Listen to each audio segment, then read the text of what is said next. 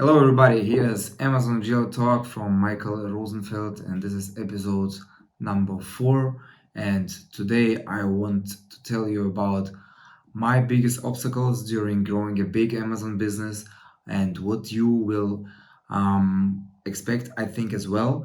Maybe not all of them, but most of them are to be experienced by every Amazon seller who wants to have a big 7 figure or 8 figure business. So first, back to my story. As you know, we have a big 7 figures business or multiple 7 figure businesses right now on the way to becoming 8 figure businesses.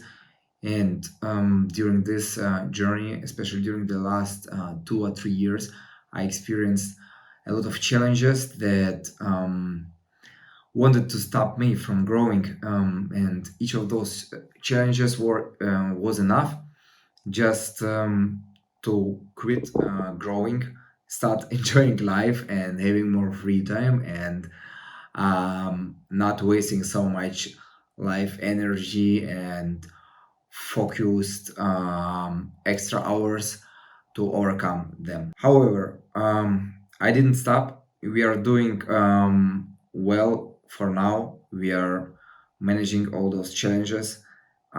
Each of those challenges is still there. It's just under control right now, but it's not solved for the rest of the years, probably. Anyway, let's get into the six biggest challenges for growing your Amazon business. So, number one for me is the rising logistics complexity. So, in our case, we work right now with over 28 factories in 5 different countries, supplying products to 5 different our warehouses. I'm not talking about Amazon warehouses.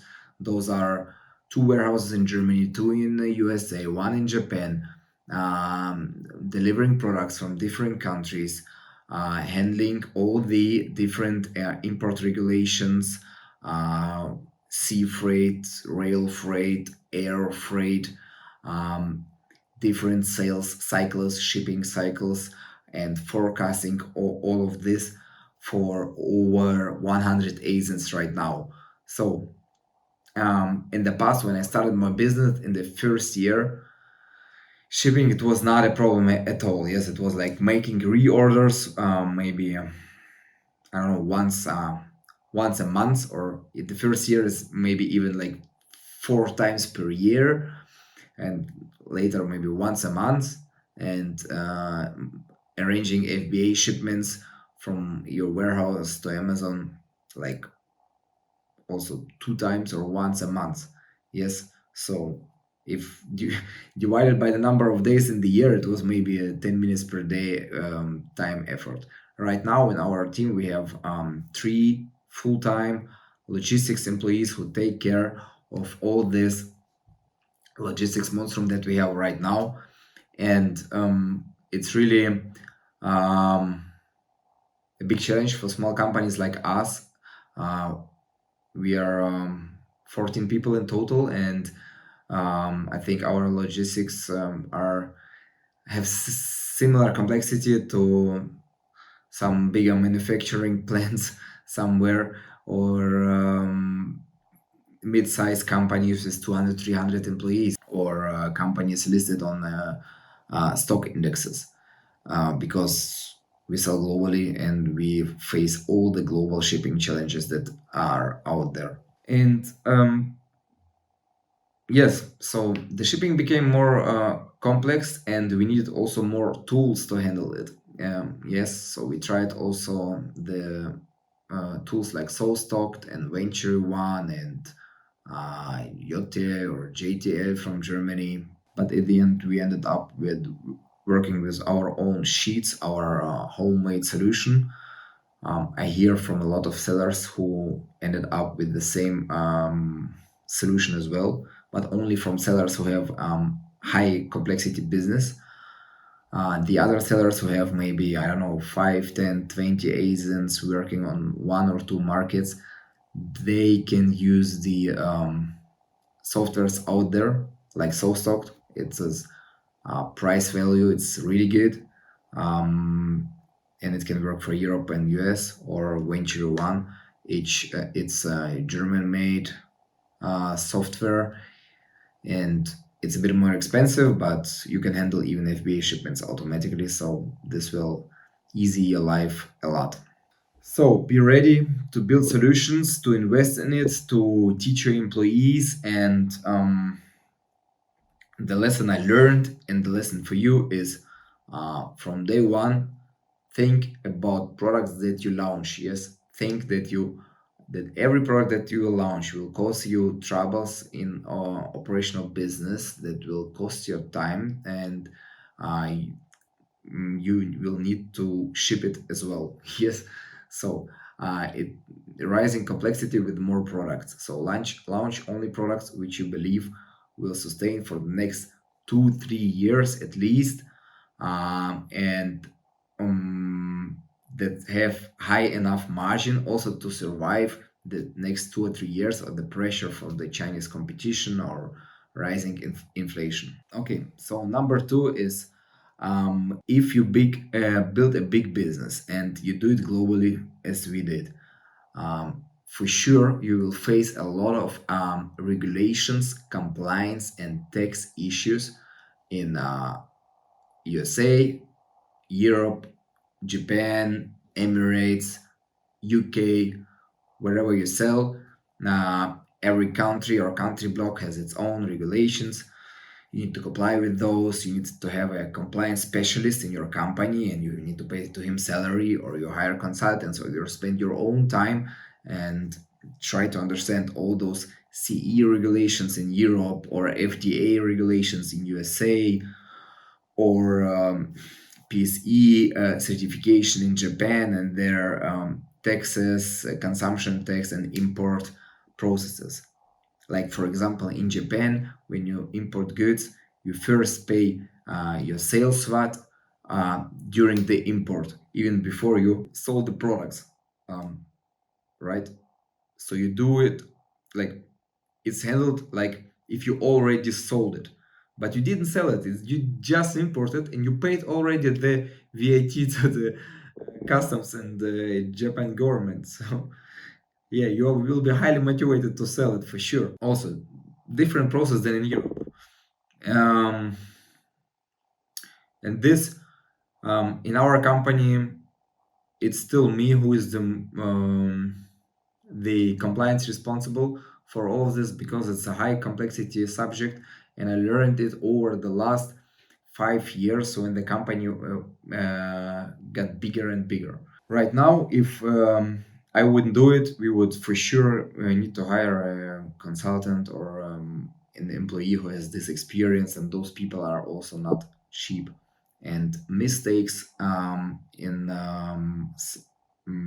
the field of taxes or import customs certification can cost you a lot. Yes, the last case that we had are two suspended products in Germany because one of our competitors claimed that we are not allowed to have the ROHS sign on the packaging next to the CE sign, which doesn't make any sense or doesn't make any benefit for Amazon Germany or customers in Germany, obviously, but it's only a benefit for our competitor who thinks this is the way to do business. However, those products are banned by Amazon, and after such a ban, you need usually in 2022, I think at least 6 months to get those ASINs reinstated.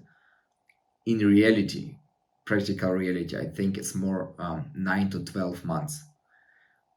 Yes, imagine those two products that generated 60,000 euros in sales per month, and they are out now for I assume 10 months. So it's a mistake that costs 600,000 euros turnover.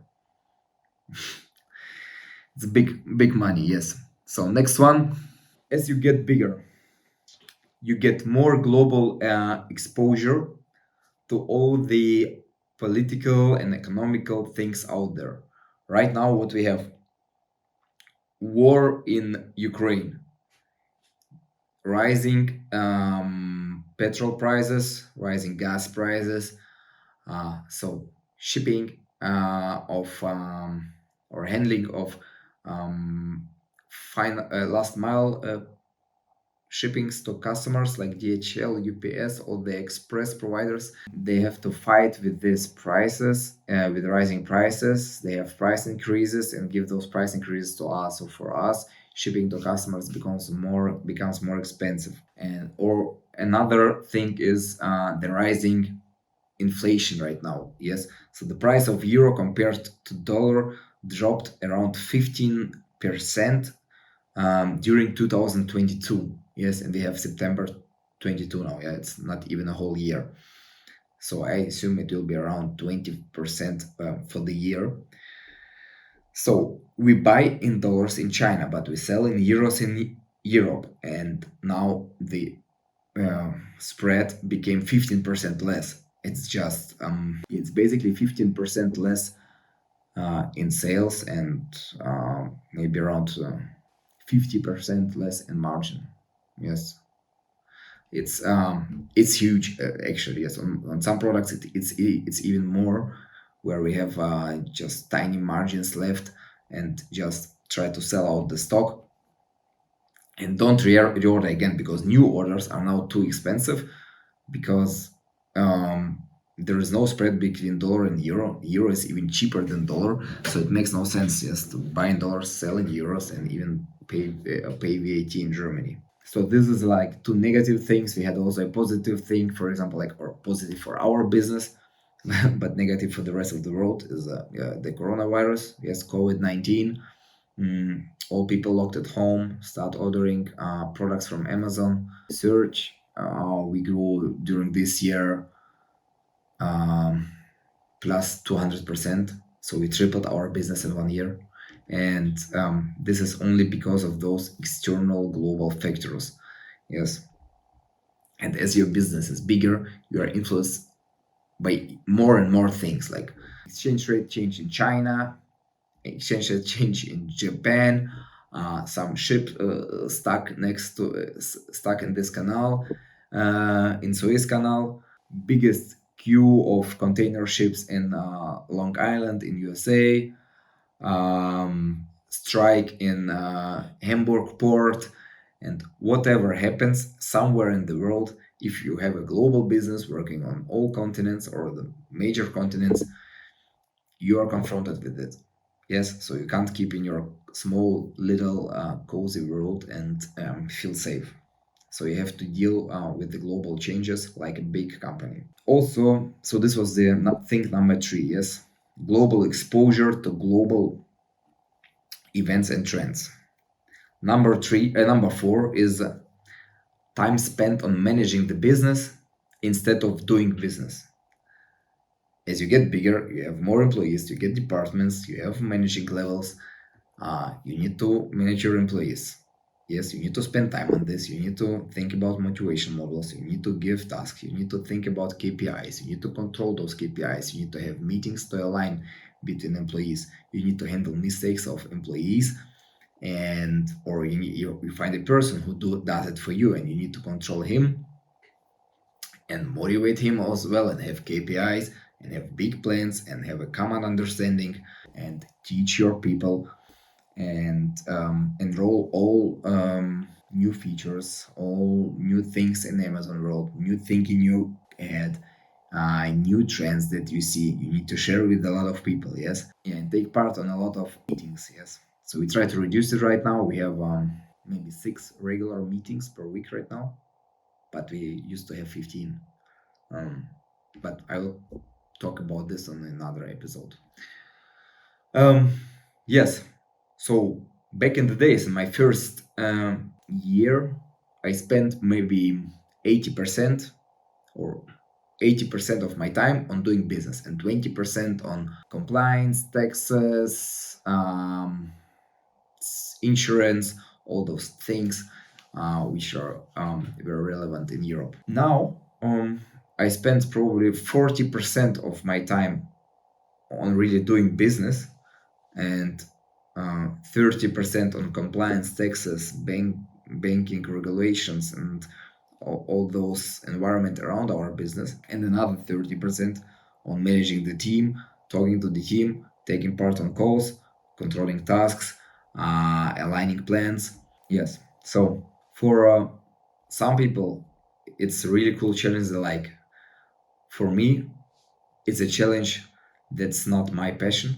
Yes, and I'm more the kind of entrepreneur that just leads the team, goes forward, but not the administrator who holds all the team together.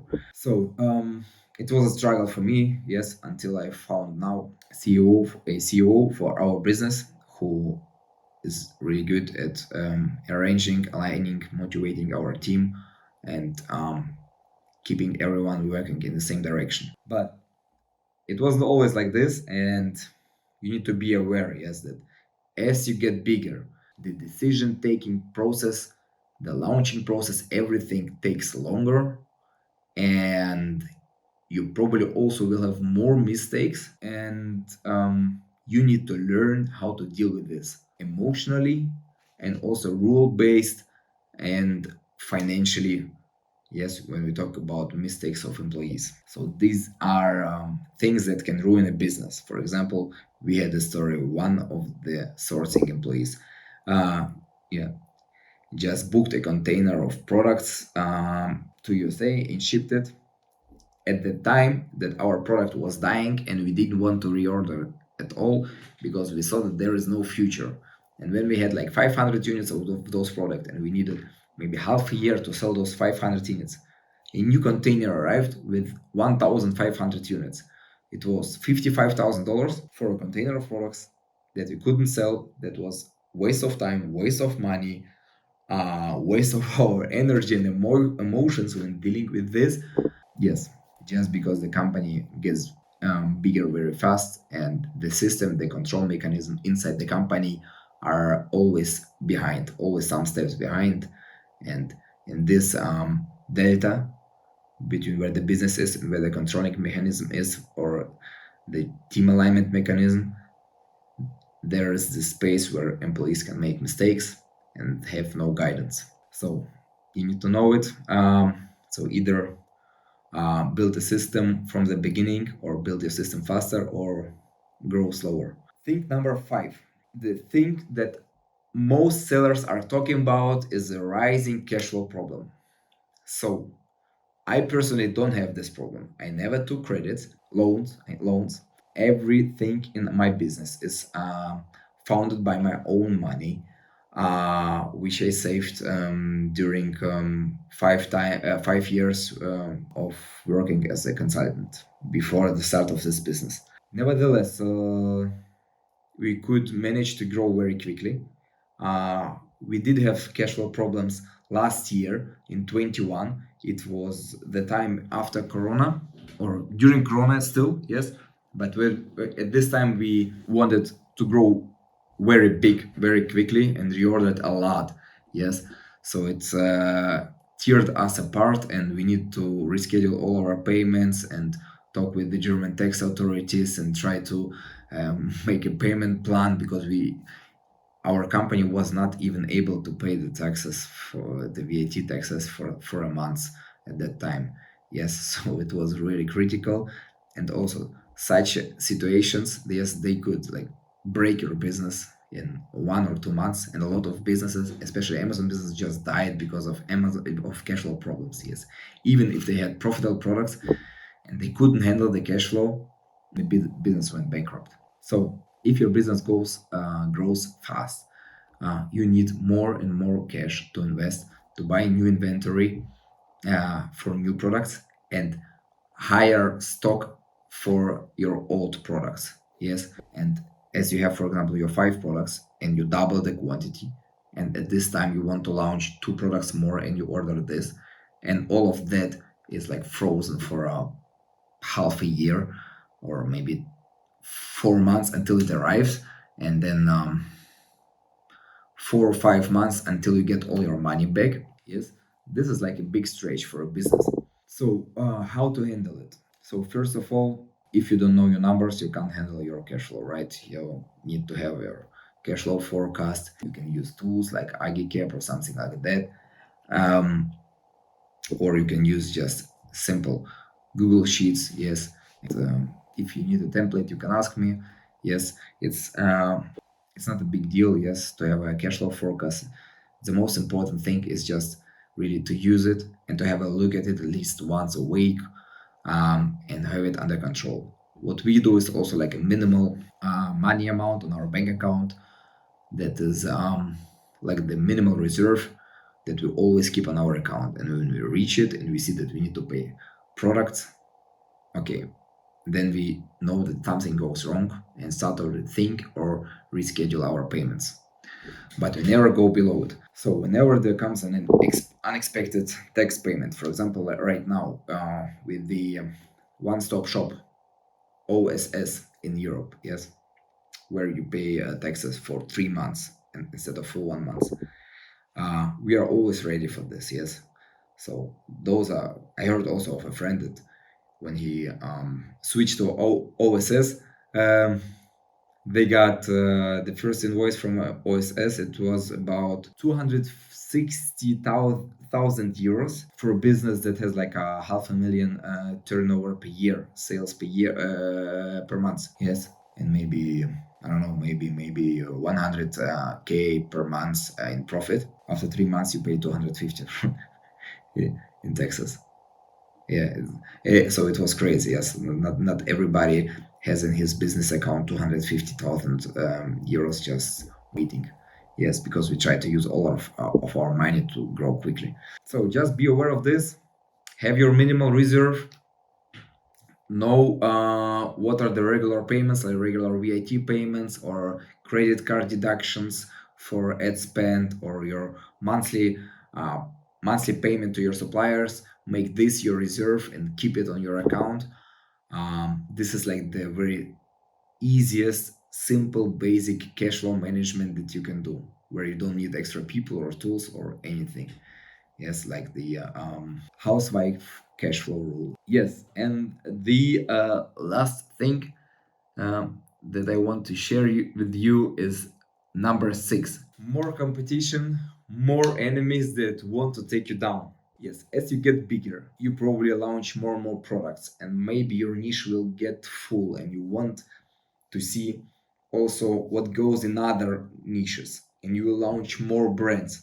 And as you have more brands and more markets, you have more competitor fields where you are in competition with different companies in different countries, different brands. And when 1 year ago you had 10 competitors, and now you have 2 brands and 3 countries, so you have 100 competitors. And all of them want to see you down, want to get your sales, want to hurt you, or writes reports to Amazon, tries to sue you, tries to send you negative reviews, whatever. Yes, there are a lot of tactics. So you're stepping on their shoes, and they feel in danger, and yeah, they have fear of you, and they want to go away, and you to go away. This is normal. This is normal in every market on the world. You just need to be mentally ready for this, because what happens is maybe 4 years ago, 5 years ago, when I started my business, I received maybe 2, 3 notifications from Amazon, or sometimes some kind of listing suppressions per year. And now we receive maybe 2 per day. Yes, listing suppressed, something suspended, some error, missing pictures, lost category, lost BSR, negative reviews pushed to the top, mixed up pictures between the countries, disappeared bullet points, whatever. A lot of things happen. Some because Amazon has a big inefficient system. Some because your competitors try to report you, to push you from some categories, to kill your pictures, to do anything that they think will help them to get more sales. and you just need to be emotionally prepared for this if you want to go this way. Yes, so this will be like a normal life. What 4 years ago what caused me a mini heart attack, now this is my daily life. And we are used to it, but it was also a hard period of learning and getting used to it. I don't know how to handle it better. Yes, if you, I think the best way to not having problems is not doing anything. Yes, as soon as you become relevant, as you become big, you will get more problems and more enemies, and this is the normal path of the way. And you just need to be mentally ready for this and expect it. Well, these are the six biggest obstacles, in my opinion, when growing your business. Let's sum up. So the first one is the rising logistics complexity. The second one is rising taxes, registrations, complexity, customs, obligations. Yes. The third one is bigger global exposure to global trends, global problems, challenges of the world. Number four, bigger team needs more your time, more managing the business than doing business. Number five, rising cash flow problems. And number six is more competition that wants to take you down, and more Amazon system problems. So those are the six things. I would be interested what of it did you experience in your business? What do you think is missing? What should we add? I'm sure there are more challenges and more problems in having a business. Yes, if it would be easy, everybody could do it. Yes, but we want to be better than everybody and do something special. So I'm interested in your opinion. Share with me, or if you need help with any of those that I mentioned, I am open. I'm here. You can find my Instagram, my Telegram down below the video. Please like and subscribe. Thank you very much. See you next week. Amazon Real Talk. Goodbye.